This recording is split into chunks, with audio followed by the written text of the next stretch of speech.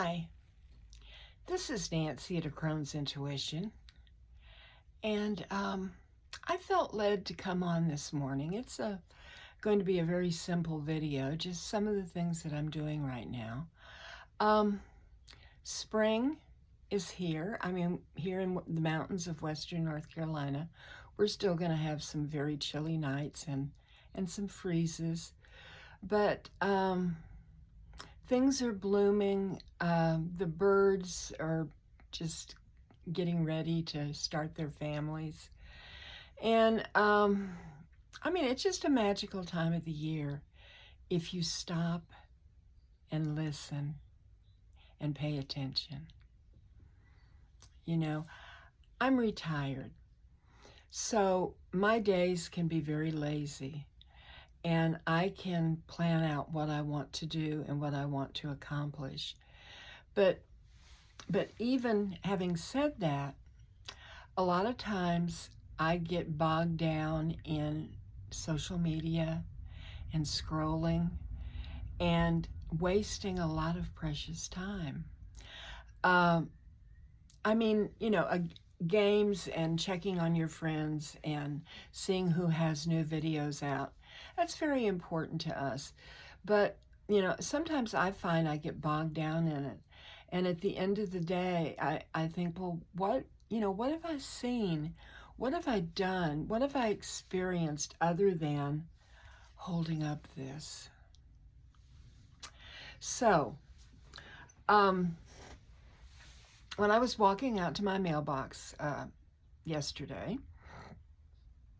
I noticed a little path of wild violets in my path as I was going out there, and I stopped and I took a picture of them. I put it on my community page, but I thought about these little violets that live sort of dormantly all winter long, and then in the early spring they pop through and they have the most beautiful flowers. And I took that as a lesson for me, you know. To see the beautiful rainbows in life, to see the unexpected. Pretty soon the dandelions are going to be here, and oh, I love dandelions. Dandelion greens are good. You can make dandelion tea. You can pick the little violets and sugar them and decorate cakes with them, or have a few floating in your tea. There's just all kinds of things we can do with what nature provides us, but that's not why I came on. I fell down a rabbit hole here. I wanted to show you what I am reading currently. I am almost through with Zen and the Art of Saving the Planet by Thich Nhat Hanh. And there is a lot of beautiful, beautiful information in this book that you can apply to your life. You can apply it to yourself, you know. And I have a new book of the same vein. It's Wake Up, How to Practice Zen Buddhism. And I know I'm going to enjoy this because it's just a treasure trove of information. The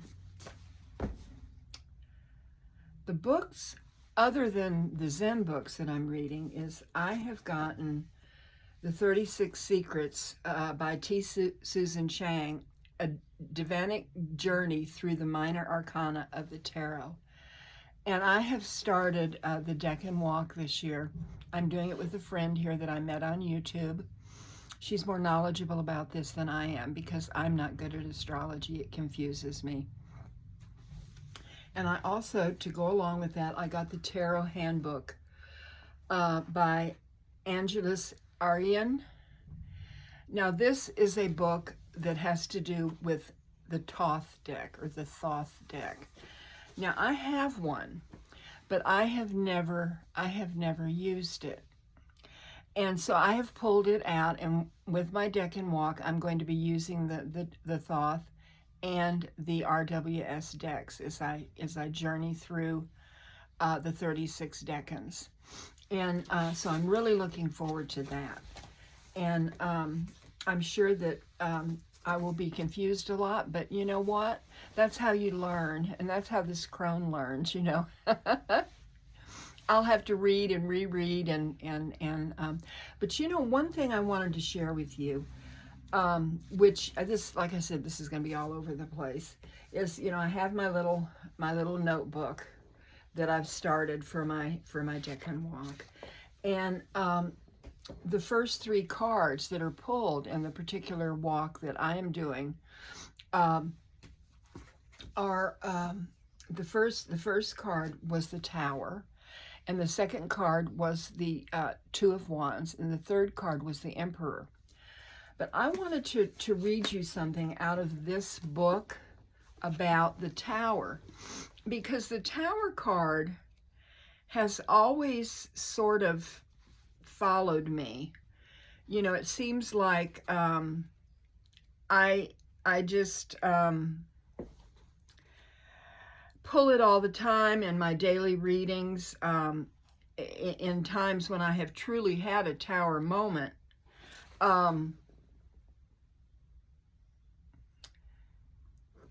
I just wanted to read you what it says in here, and this is what it looks like. Let's see here. The quote says, "I feel within me a consuming fire of heavenly love, which has burned up in my soul everything that was contrary to itself and transformed me inwardly into its own nature." And that is a quote by William Law. Excuse me, I have a little bit of allergies going on here.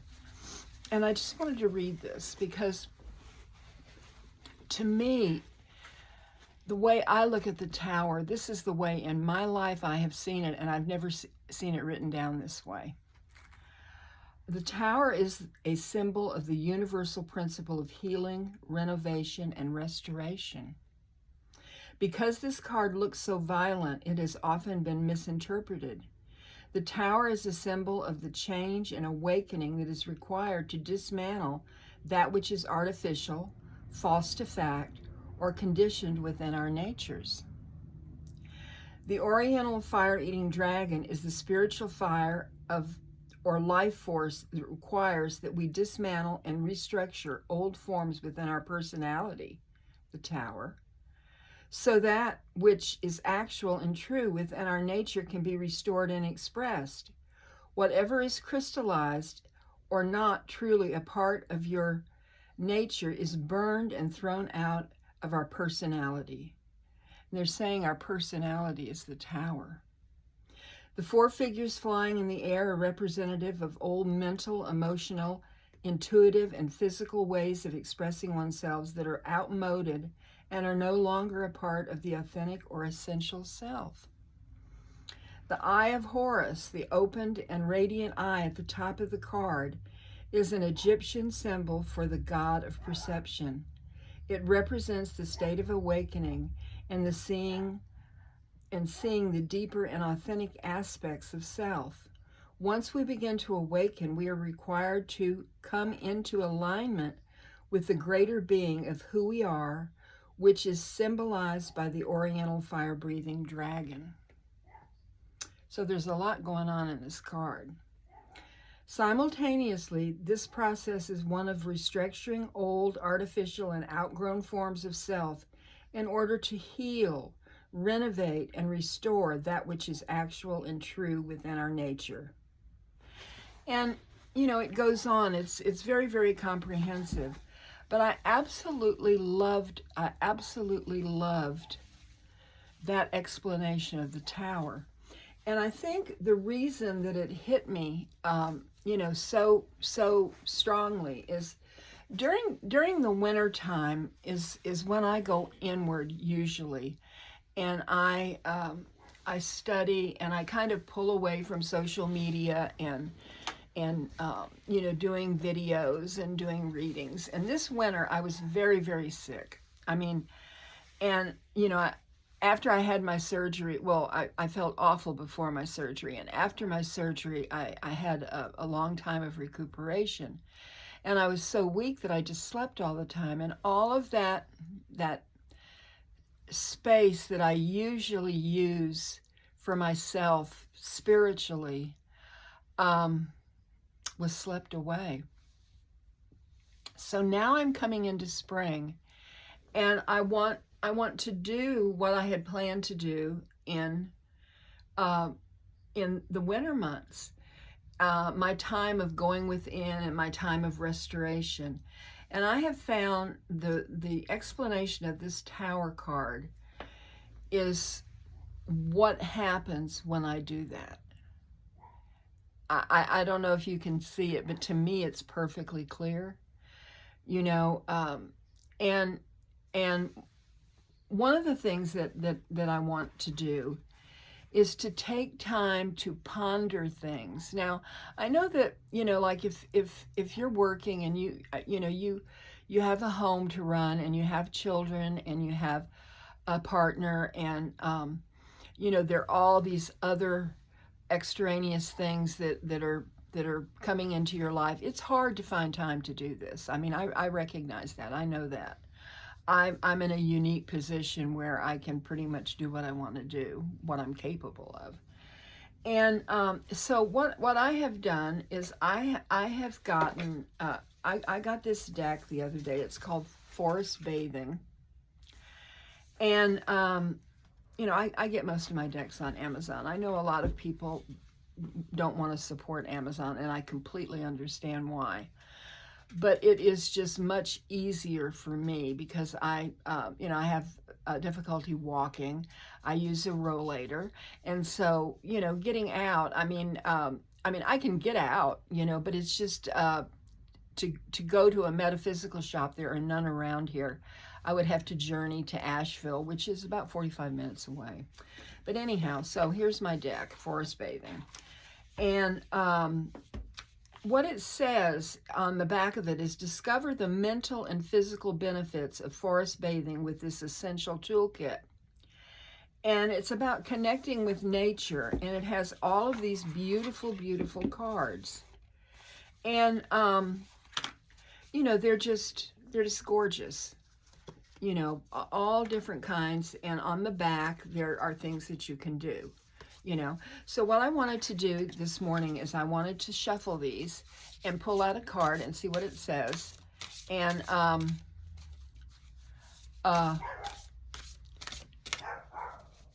it'll be what I will be thinking about today, or journaling, and that is my Truffle Britches, and she speaks a lot.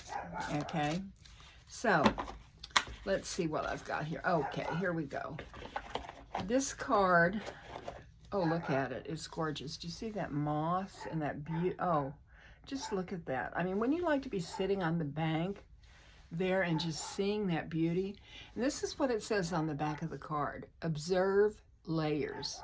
Now, this is using sight. Find something close to you that naturally draws your attention. Focus on your chosen object for a couple of minutes. Observe its colors, shape, texture, and any movement you can notice. Then gently move your gaze up to look at something a little further away, such as a tree, a branch, a bush, a flower, or a plant. Spend a few minutes observing the movements, shape, and colors, anything else that you notice. Finally, lift your gaze up and look as far into the distance as you can see. Ideally, pick up an object or a cluster of objects, like a copse of trees or a particular spot on the horizon. Observe for a couple of minutes, noticing any changes in colors, any movements, and seeing if you can pick out any shapes.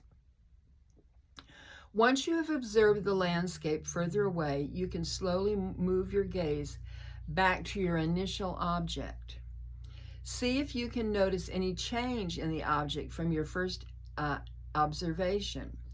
Now, I can go out on my front deck or my back deck, and I can do this in my looking in my yard.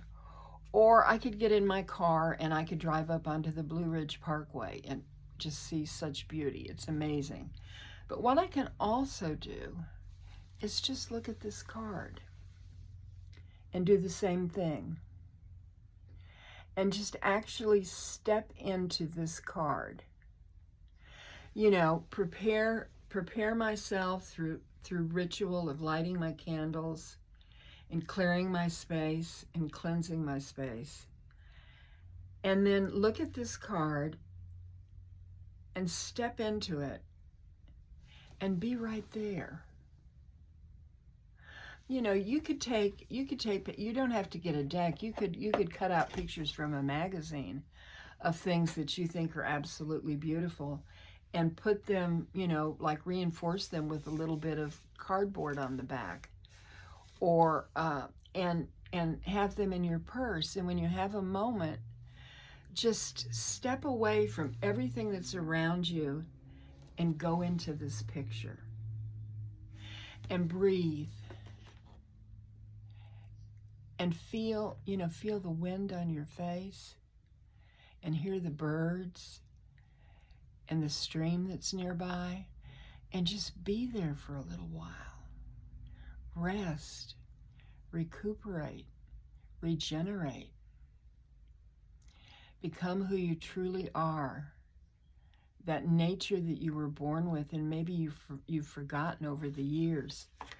That's what I'm going to use this deck for. I have another deck here that I've had. It is by the creator of the Soul Cards 1 and 2, Deborah Koff Chapin. It's Portals of Presence. And I absolutely love this card, because this is the card of the ancestors. That's how I see it, the eyes of my ancestors. But they're all different kinds of cards here, and there's a little book, but there's not a whole lot. There's not a whole lot of information in that. The information is looking at the card and discovering what you see.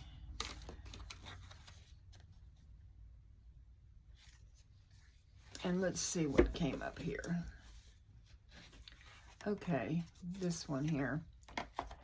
Okay, I'm going to hold this up.